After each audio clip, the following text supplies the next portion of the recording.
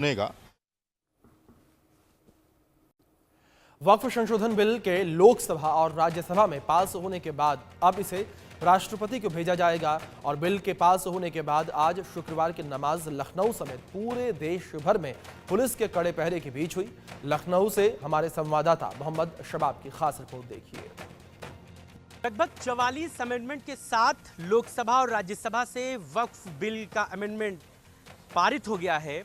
और इसको लेकर के चूंकि कल देर रात तकरीबन 2:30 बजे के आसपास राज्यसभा से भी इस बिल को पास करा लिया गया। बहुमत के साथ ये बिल राज्यसभा से भी पास हो गया। अब राष्ट्रपति के पास ये कानून बनने के लिए जाएगा, वहाँ से मोहर और साइन होने के बाद ये औपचारिक रूप से कानून बन जाएगा। चूंकि बिल के पास होने के ठीक दूसरे दिन आज शुक्रवार की नमाज देश भर में पढ़ी जा रही है और इसको लेकर के एक अलर्ट जो है वो प्रशासन की तरफ से जारी किया गया था। और इस वक्त हम लोग राजधानी लखनऊ की ऐशबाग की ईदगाह की जामा मस्जिद में हैं, जहां पर अलर्ट को लेकर के तमाम एहतियात बरते गए थे और आप देखिए कि किस तरह से पुलिस वगैरह यहां पर लगी हुई है और पुलिस भी यहां पर लोगों को रुकने नहीं दे रही है, चूँकि एहतियात के तौर पर कि कहीं पर भी वक्फ बिल को लेकर के किसी भी तरह का कोई एहतजाज ना हो, किसी भी तरीके की कोई प्रतिक्रिया ना आए, उसको लेकर के पुलिस को लगाया गया था। इसके साथ ही साथ आपको ये भी खास बात है कि मौलाना खालिद रशीद की तरफ से भी तमाम लोगों को यहाँ पर रखा गया है ताकि लोग भीड़ न जमा करें। उनको भी जो नमाजी हैं उनको इस बात की हिदायत दी जा रही है कि नमाज़ पढ़ के वो लोग सीधे अपने घरों की तरफ रवाना हो, किसी भी तरीके की कोई प्रतिक्रिया, कोई नारेबाजी कहीं पर ना हो। पुलिस का तो अपना काम है, लेकिन मौलाना खालिद रशीद की तरफ से भी लोगों की इस बात को लेकर के एक तरह से ड्यूटी लगाई गई है और तमाम जो मुसलमान नमाज पढ़ने आ रहे हैं उनसे भी वक्फ बिल को लेकर के जुमे में तकरीर की गई और उनसे लोगों से भी इस बात की अपील की गई कि वो जो है नमाज पढ़ने के बाद सीधे अपने घरों की ओर जाएं, कहीं पर भी रुकने की ज़रूरत नहीं है। राजधानी लखनऊ की लगभग सभी मस्जिदों में इसी तरीके से पुलिस प्रशासन का अलर्ट जारी किया गया है और वक्फ को लेकर के और वक्फ बिल को लेकर के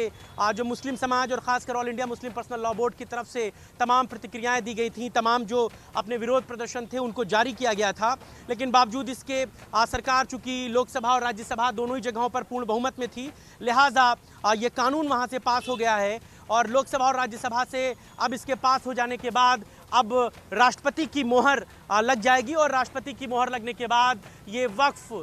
का जो कानून है अमेंडमेंट के साथ वो पारित हो जाएगा, वो कानून की शक्ल ले लेगा और उसके बाद उसे पूरे देश भर में एग्जीक्यूट कराया जाएगा। बिल के पास होने के बाद जहां एक तरफ भारतीय जनता पार्टी और उसके गठबंधन के पॉलिटिकल पार्टीज़ की तरफ से तमाम तरीके की प्रतिक्रियाएं हैं, तो वहीं दूसरी तरफ समाजवादी पार्टी और कांग्रेस की तरफ से भी इस बिल के खिलाफ अब भी प्रतिक्रियाएं जारी हैं। कांग्रेस इस बात को कह रही है और all India Muslim personal law board इस बात को कह रहा है कि वो इस बिल के खिलाफ सुप्रीम कोर्ट भी जाएंगे। कैमरा पर्सन दीपक के साथ मोहम्मद शबाब, इंडिया न्यूज़, लखनऊ। पूरे देश में जिस हिसाब से वक्फ अमेंडमेंट बिल को लेकर जश्न का माहौल है, वहीं इस समय हम श्रीनगर के राजबाग के बीजेपी कार्यालय में मौजूद है, जहां पर बीजेपी के कारकुनान के साथ साथ बीजेपी लीडर भी इस समय जश्न के माहौल में शामिल हुए हैं। जिस हिसाब से वक्फ बिल को पास किया गया है तो कई एक मुस्लिम मेजॉरिटी में प्रोटेस्ट भी हो रहे हैं इस बिल को लेकर, लेकिन अगर हम जम्मू कश्मीर की बात करें तो ये भी एक मुस्लिम मेजॉरिटी स्टेट है। यहाँ पर इस बिल के हवाले से लोग क्या कुछ सोच रहे हैं, इनसे जानेंगे। अल्ताफ साहब हमारे साथ मौजूद है बात करने के लिए। अल्ताफ साहब, कैसे देखते हैं इस फैसले को? एक तवारीखी फैसला कहा जा रहा है, आप कैसे देखते हैं? देखिए, खैर मकदम करते हैं, वेलकम करते हैं। जिस तरह से कल पार्लियामेंट में और उसके बाद अपर हाउस राज्यसभा में इस बिल को पास किया गया, क्योंकि वक्त की ज़रूरत थी। और जहां हम देखते हैं कि जब से वक्फ बोर्ड बना है या काउंसिल बना है,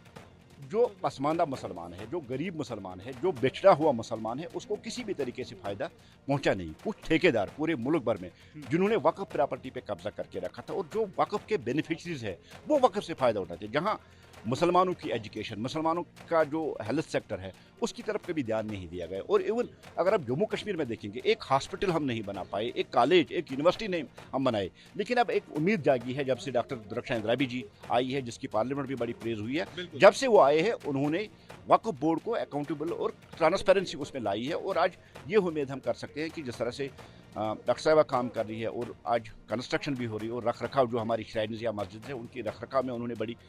मेहनत की है और आज एक चेंज यहाँ देखने को मिली। और हम ये